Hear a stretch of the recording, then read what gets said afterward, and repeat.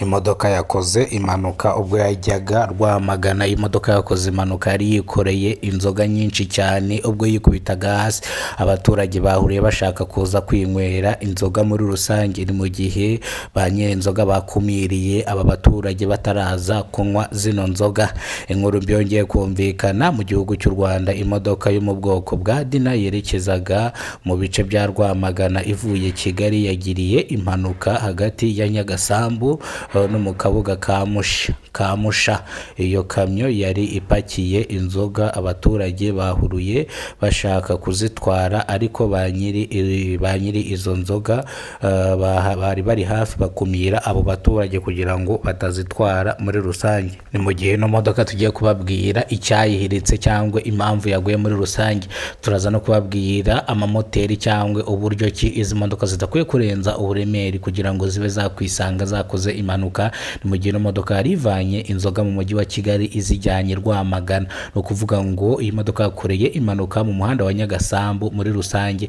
Ugana Nyagasambu na hariya mu kabuga ka Musha niho yakoreye impanuka muri rusange. Ni mu gihe ino modoka yari ipakiye amakaziye arenga 2,000 mu modoka yitwa Dina muri rusange. Ni mu gihe ino modoka ya Dina nta mbaraga igira, ubundi mu buzima busanzwe izi modoka nta mbaraga zigira. Reka mbashyire kuri kamera imodoka zigira imbaraga zemeye gutwara toni nyinshi. Murabona ano makamyo ari hano mu muhanda, ngira ngo muri kubona ino hoho yemerewe gutwara amakamyo cyangwa yemewe gutwara inzoga zuzuye ino kamyo paka kugera hejuru, kuko iba ifite moteri ipima toni 48. Ni mu gihe iriya kamyo yindi iri gukururana uri kubona hariya mu ikorosi irimo izamuka, nayo yemerewe gutwara toni 35,000 kandi bikagira amahoro, kuko ifite moteri ipima toni 1,200,000 muri rusange. Murumva zino modoka ko muzibona gutya nizo zemeye gutwara toni nyinshi muri rusange. Noneho aka kamodoka ka Dina kashatse kwigana zino modoka muri kubona hano kuri kamera zanyu, birangira rero gahirimye muri rusange. Rero abaturage bahuriye kwa niko abaturage ko gushungamiriza bashaka kwitwarira inzoga cyangwa kwinywera ku nzoga gusa. Iyi modoka hakomerekeyemo umuntu umwe, shoferi yakomeretse koko yagwiriye uruhande rwe. Ni mu gihe wari uri hirya zinga Tandiboyi hari harimo na nyiri inzoga, bo nta kintu babebese bakumira abaturage kugira ngo bataza kwinywera ku nzoga. Nanone hari indi modoka ya Burarirwa yigize kugwa ipakiye inzoga, abaturage barahurura baza kwinywera akabyere muri rusange. Ni mu gihe bo batakumiriwe, bo babaretse bakinywera, ariko baranyweye bashira icyaka ariko ntibazitwara muri rusange. Rero ni inkuru y'incamugongo, ariko kugira ngo dukomeze tubasobanurire byinshi ndashaka kukubwira ngo kora subscribe kugira ngo tujye tubana umunsi ku munsi. Ngiye ugiye kubagezaho inkuru twurinzwe n'Imana Emmanuel, abandi bazi ku mazina Kidasamura Movie.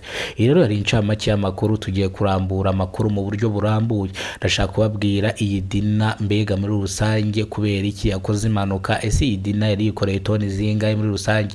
Nari imaze kubereka imodoka zitandukanye zemeye gutwara amatoni menshi, kuko aba afite moteri iri hasi kandi moteri ikomeye. Amahoho, amabeni, amafuso ndetse n'aya makamyo muri kureba hano nizo modoka zemeye gutwara toni nyinshi kugira ngo zitaba zahura n'impanuka. Iyi modoka ntabwo ishobora kuba yahenanguka, ariko iyi modoka uburyo ki yakoze impanuka igahenanguka, ikigaragara cyo ibintu byagiye uruhande rumwe. Ifite akamoteri gatonya nk'ako tuvatiri muri rusange, niyo mpamvu rero yahenangutse bikayiviramo kugwa muri rusange, ariko yaguye neza. Ndabona itaguye nabi, namwe ko mubibona murabona itaguye neza koko. Mu gihe rero ngeze mu kanya ko kubasobanurira icyateye ino mpanuka.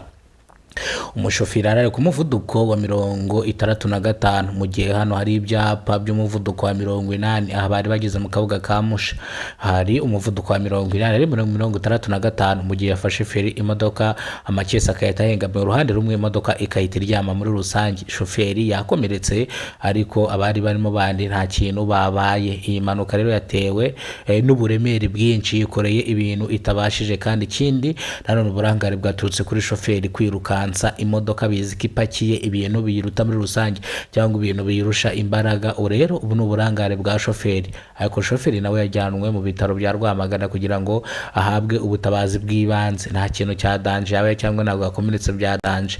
Rero hari Kidasamura Movie bagezeho ibiganiro bitandukanye cyangwa amakuru mu gihugu cy'u Rwanda.